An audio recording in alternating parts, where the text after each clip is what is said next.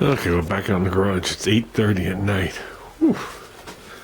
And I'll put that trim on. The glass is clean on the outside. This is all on the inside, this hazy looking stuff. Okay guys, almost a success. Well, it's the best it's going to be. Like I said, the glass is dirty on the inside.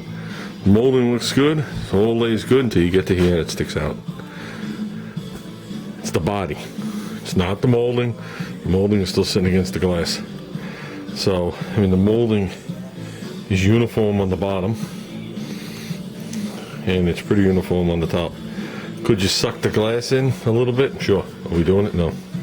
That's the way it was. And it's funny, there's no work done over here anyway. The other side was the side that I did a little bit of work on, and I fit that thing perfect. What a waste of time. So, now look at this. Want to know what's funny about that?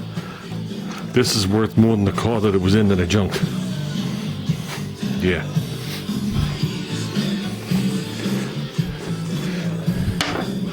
And that's what they claim its replacement is. I don't know about that. Stuff does work awesome. So, with that said, guys, let's silence the drums. And that's all we can get done. That kind of like annoys me.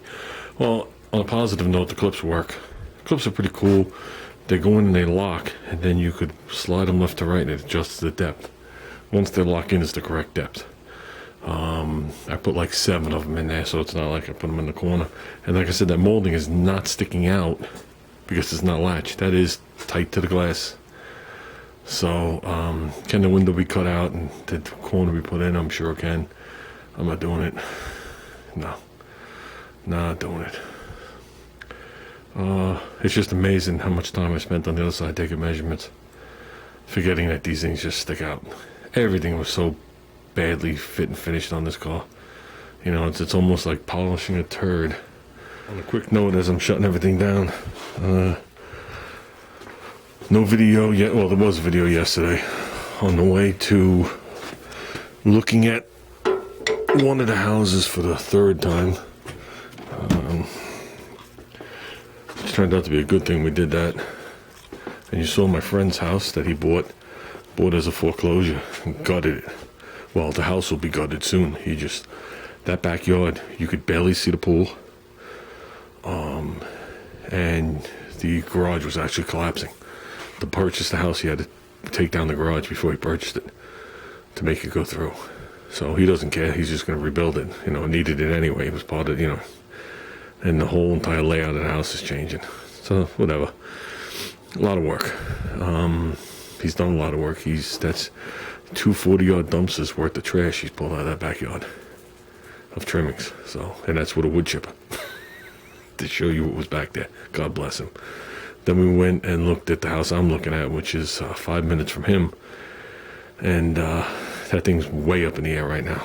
They'd accepted my offer, and I wanted to look at it one more time before I sent the home inspector in. Just sit there and look at it, because I know it needs work. It's one of those deals where you're buying one of the shittier houses in a really nice neighborhood type deal. I'd rather do that than buy the nicest house on the shittiest neighborhood. This is my last house purchase till I fucking croak. So I might as well just get something I enjoy. Really small, guys. But that's besides the point. And we found some issues.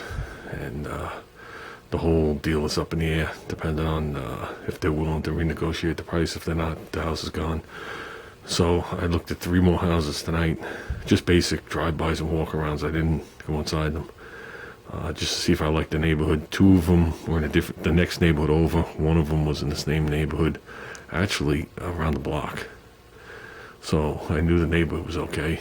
It was a very similar house. 2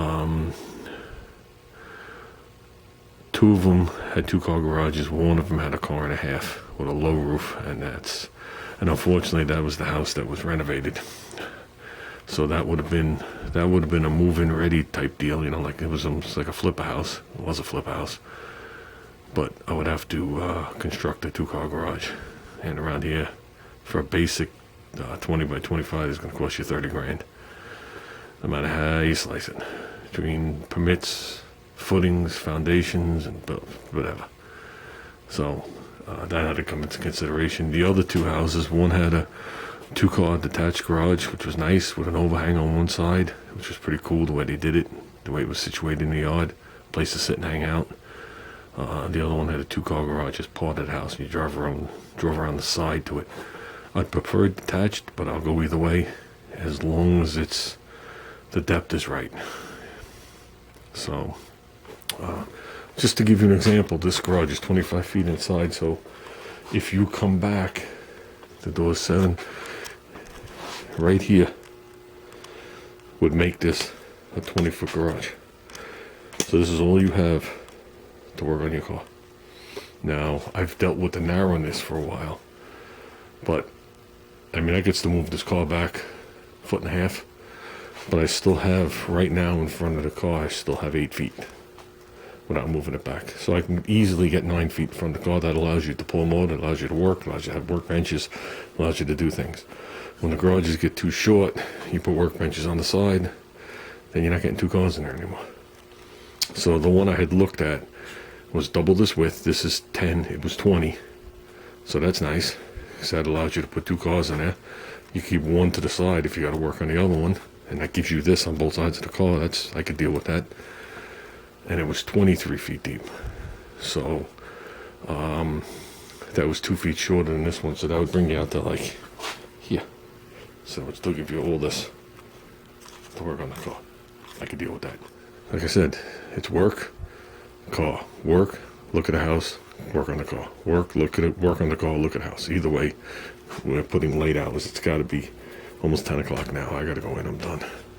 Today was a normal work day, plus a late night at work, plus looking at 3 houses, plus coming out here and playing with that molding to find out the bottom stuck out.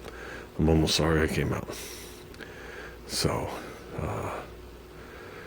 plus the normal phone calls of dealing with houses.